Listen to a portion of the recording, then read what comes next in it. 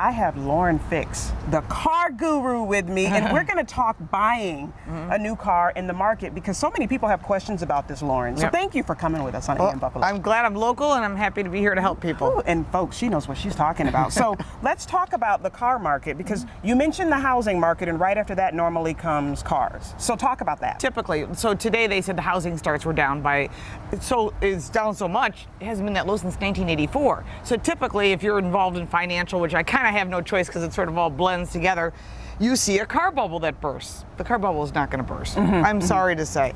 And why is that? It's because typically there's a lot of cars, a lot of inventory, manufacturers need to get rid of them, there's incentives, there's no incentives. There's no financial breaks. And we're going to look at interest rates going up. So people are thinking about keeping their car. So if I were you today and you had a leased vehicle and you love your vehicle, you got low mileage, don't trade it in, buy it off the lease. A lot of dealers don't like that because they need the inventory. Right. So I would tell people, just like you were talking about buying a car, when people turn in cars with low mileage, they're sold literally immediately on the spot. Immediately. Because you can't get them. Yeah. So right now that's not going to change until 2024. And the reason for that is a chip shortage. So when you think about chips, don't think potato chips. There's a little teeny chips you can think of like an iPhone. Well, in the cars, there's something called a legacy chip. Yeah. They're larger, they're panels of all the technology that makes the safety and the center screen work.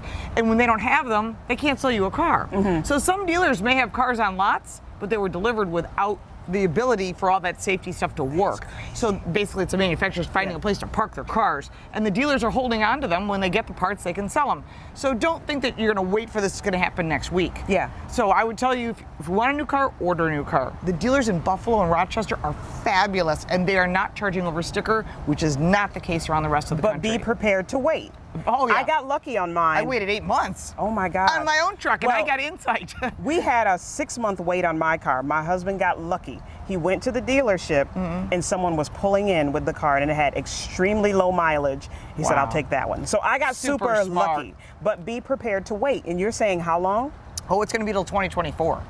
So right now, and I just got this as I was pulling in the parking lot here, the Ford Maverick, which is their cute little compact pickup truck, is stopping orders for 23 models. We're not even in 23 yet.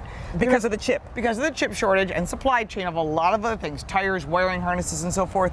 They're stopping at the end of September. Now that may restart up, but if you wanted to pick up a Maverick, you'd either have to get one off a lot of one coming in. Lauren, not everybody can wait that long, though. No. What about the folks that need a car now? They're saying, my car is not going to make it another 8 months. What are you saying they should do? There's a couple things you can do. If you're looking at used cars, the prices are up about 40%. So before you go and just buy a car, it's got high mileage, if you don't know what you're looking at under the hood, you go, I don't know.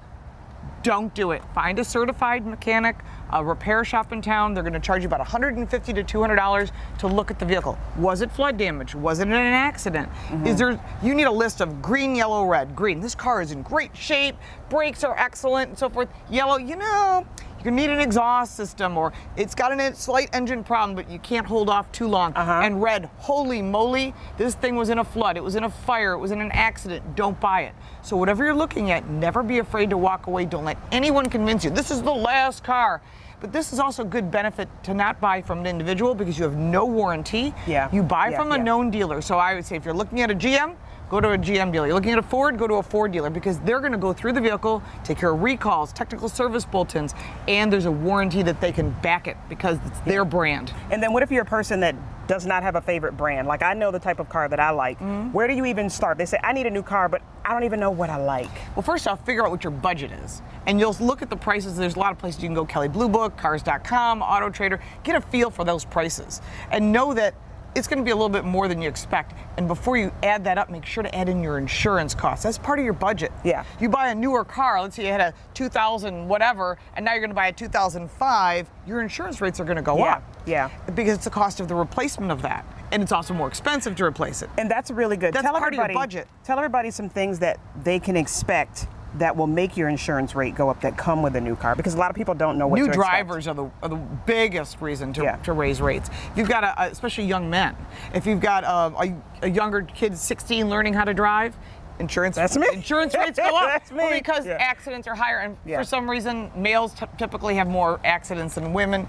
I don't know if that's true or not, but this is what the insurance company states, so we have no choice but to follow it.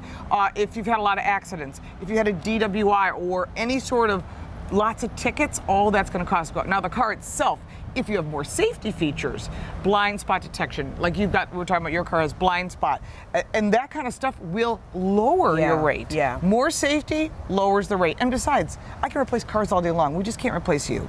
Yeah. So if you're going to buy a car, then make sure it has certain things that's going to, well, if you're going to wait for a car. If you're going to wait. Buy the things that are going to lower your insurance then. Right. And if you're saying, I can hold off for 8 months, my rule of thumb is never put more money into a car than it's worth. So if this car is worth $10,000 on today's market, but you got $8,000 of repairs, that doesn't make any sense. Sell it for 10, take your 8 that you were going to put down to fix it, and buy something for $18,000 and have a better vehicle that's safer and maybe meets your needs better. This is why I'm so glad you're here.